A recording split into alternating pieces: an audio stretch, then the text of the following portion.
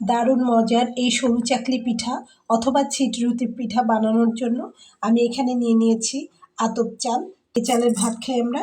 তো দেখুন, চালটা নিয়ে প্রথমে এই চালের ভেতর একটু ধান থাকে, তো সেই ধানটা বেছে এটাকে আমি ভিজিয়ে রেখেছিলাম বন্ধুরা। তো আপনারা যদি এটা মর্নিংয়ের ব্রেকফাস্ট হিসাবে এই ছিটরুটি পিঠাটা করে থাকেন তাহলে রাতে চালটা ভিজিয়ে রাখবেন, আর যদি ইভিনিংয়ে করতে চান তাহলে দুপুরে চালটাকে ভিজিয়ে রাখবেন বন্ধুরা। তো আমি চালটাকে বেছে ধুয়ে ভিজিয়ে রেখেছিলাম, তো এখন আমি দেখিয়ে দিচ্ছি আপনাদেরকে।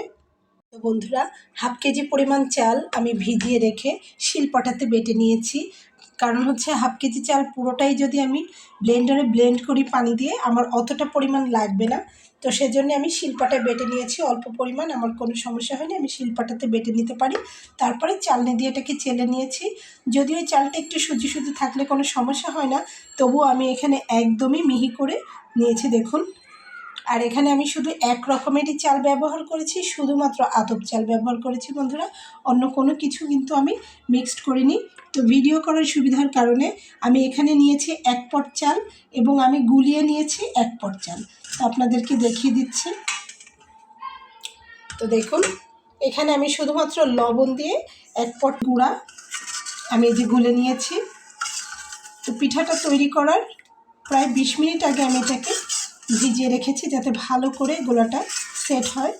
শুধুমাত্র লবণ দিয়ে, স্বাদ মতো লবণ দিয়ে কিন্তু আমি এটাকে গুলে রেখেছি। আর এই গোলাটা কেমন হবে সেটা কিন্তু চামচটা তুললেই বোঝা যাচ্ছে। দেখুন, চামচের গায়ে কিন্তু খুব অল্প পরিমাণে লাগবে। এভাবে গোলাটা তৈরি করে নিতে হবে।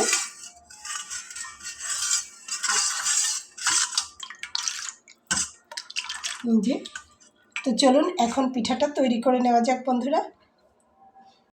আমি এই ফ্রাই প্যানটাতে করে ভেজে নেব। ননস্টিক হলে ভালো হয়, ননস্টিক না হলেও যে এই পিঠাটা আপনারা করতে পারবেন না এরকমটি নয়, যার যা রয়েছে সে তাতে করেই করে নিতে পারবেন। শুধু হালকা একটু তেল ব্রাশ করে নিতে হবে সামান্য পরিমাণ। তো আমি এখানে একটু 2-1 ফোঁটা তেল দিয়ে সেটাকে ব্রাশ করে নিচ্ছি বন্ধুরা। দেখুন, আমি তেলটা খুব ভালোভাবে লাগিয়ে নিয়েছি। তো এই পিঠাটাকে বাংলাদেশে বলে ছিটা পিঠা, কারণ আমরা সাধারণত পিঠাটা হাত দিয়ে ছিটিয়ে ছিটিয়ে তৈরি করি বন্ধুরা, কিন্তু অন্যান্য জায়গায় এই পিঠাটাকে সরু চাকলি বলে। তো যে যাই বলুক, যার অঞ্চলে যাই বলুক না কেন সেটা তো ব্যাপার না।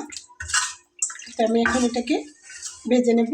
তো আমি ভালো করে চালটাকে একটু নেড়ে নিচ্ছি। দেখুন, খুব ভালোভাবে ঘুটে নিচ্ছি। আর এখানে আমি একটা ডাল রান্না করি সেরকম চামচ নিয়েছি। তো আমি এই চামচের 1-1 চামচ করে এক একটা পিঠার জন্য নির্ধারণ করেছি বন্ধুরা। চলুন দিয়ে নিই। তো দেখুন বন্ধুরা, এই যে আমি দিয়ে নিলাম। তো যেখানে যেখানে ফাঁকা থাকবে সেখানে সেখানে আরও একটু দিয়ে নেওয়া যাবে। ঠিক এভাবে দিয়ে রেখে দেবো। তো 1-2টা প্রথম এদিক ওদিক হলেও পরে এগুলো একদম ঠিক হয়ে যাবে।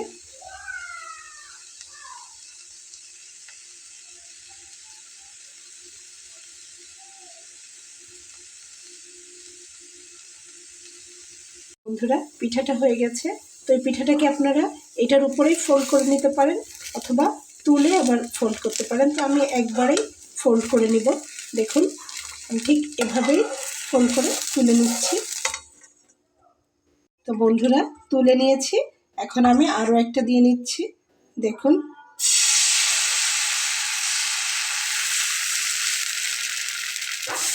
এই যে এভাবেই দিয়ে নিলাম। যেখানে যেখানে একটু ফাঁকা চাইলে এটা বন্ধ করে দেওয়া যাবে। বাস এভাবে আমি দিয়ে নিয়েছি।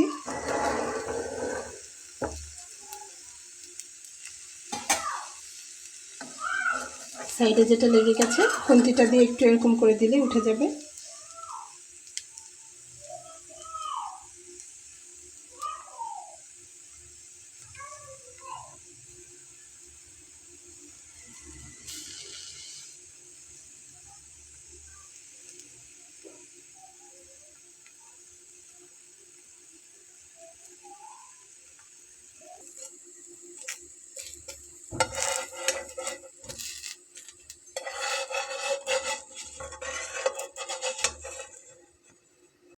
পিঠাটাকে আমরা যেভাবে তৈরি করি সেভাবে দেখুন হাতে নিয়ে নিয়ে এইভাবে ছিটিয়ে দিয়ে দিয়ে আমরা তৈরি করি।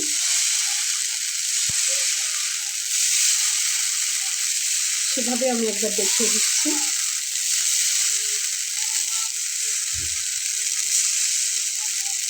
ঠিক এইভাবে দিয়ে নেব।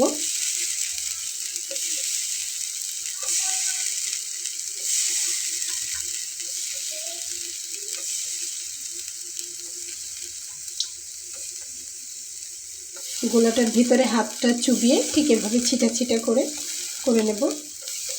বন্ধুরা এভাবে ছিটিয়ে ছিটিয়ে দিলে কিন্তু একদম উপর পর্যন্ত লেগে যাবে, এটা কিন্তু কোনো ব্যাপার না। তো তারপরে এটাকে আস্তে করে ফোল্ড করে নিতে হবে।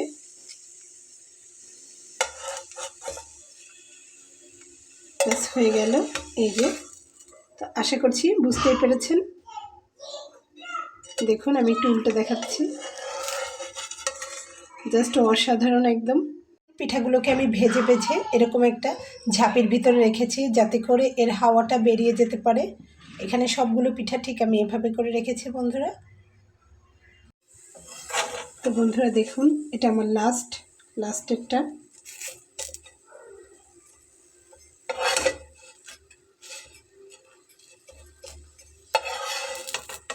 এই যে হয়ে গেল বন্ধুরা। এখানে কিন্তু আমার সবগুলো তৈরি করে নেওয়া হয়ে গেছে যতটা আমি করেছি। তো আমরা সাধারণত এগুলো গরুর মাংস দিয়ে, হাঁসের মাংস দিয়ে শীতের সময় খেয়ে থাকি। হাঁসের মাংস কষা, গরুর মাংস কষা এগুলো দিয়ে আমাদের কাছে খুব ভালো লাগে। তো এছাড়াও আমরা দুধ দিয়ে ভিজিয়েও খাই। তো আজকে আমি এখানে ঝোলা গুড় দিয়ে পরিবেশন করে দেখাবো। তো বন্ধুরা দেখুন আমি এখানে গুড় নিয়ে নিয়েছি। তো এই গুড়টা কিন্তু নারকেল দিয়ে তৈরি করা। দেখুন গুড়ের ভেতরে একদম দানা দানা বাঁধা নারকেল, আর এখানে অনেক এলাচ দিয়ে এই গুড়টা তৈরি করা। খেতে দারুণ মজার দানাদার গুড়। তো এর সঙ্গে এই পিঠা সকালবেলা একদম জাস্ট জমে যাবে। দেখুন আমি আপনাদেরকে একটু খেয়ে দেখাচ্ছি। এই যে আমি একটু ছিঁড়ে নিয়েছি, তারপরে একটু গুড়ে চুবিয়ে নিলাম। একদম অসাধারণ স্বাদের খেতে বন্ধুরা। তো আশা করছি রেসিপিটা আপনাদের ভালো লেগেছে। রেসিপিটি যদি আপনাদের ভালো লেগে থাকে তাহলে আমার এই ছোট্ট চ্যানেলটিকে সাবস্ক্রাইব করে সঙ্গে থেকে যাবেন। দেখা হবে পরবর্তীতে নতুন কোনো রেসিপি নিয়ে। সেই পর্যন্ত ভালো থাকবেন বন্ধুরা। আল্লাহ হাফেজ।